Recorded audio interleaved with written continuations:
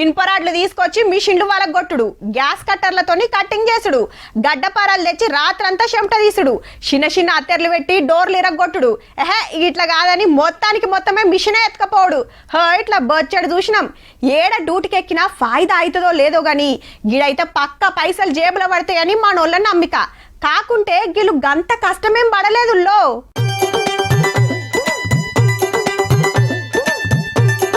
ఏటీఎంలా screw driver పెట్టి అటు ఇటు గెలికిండు. ఇనుప పట్టి లోపటికి పెట్టి గమ్మంట పెడుతున్నాడు. హగో పైసలు రాకుండా సప్పుడు కాకుండా పోతున్నారు అనుకునేరు. మనోళ్ళ ఇకమతు ఏరే ఉంది. ప్లేట్ ను పైకి ఫస్ట్ ఇరగొడతారు. ఇరగొట్టి దీనికి ఫెవికిక్ అనేది పెట్టేసి డబ్బులు వచ్చి ఇక్కడికి ఆగేతందుకు అని చెప్పేసి లోపల ఒక మిషన్ ఉంటుంది. ఆ మిషన్ తిరిగేది ఆగిపోతుంది, అంటే అక్కడికి వచ్చి డబ్బులు ఆగిపోతాయి.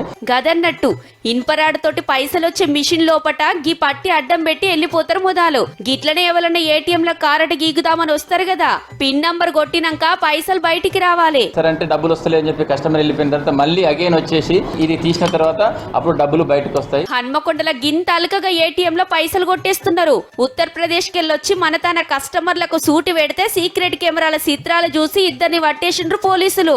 4 పరారేరట. మంది పైకం మింగేతానికి గిసొంటి కథలు పడుతున్నారు. జరా చూసుకోండ్రి మరి.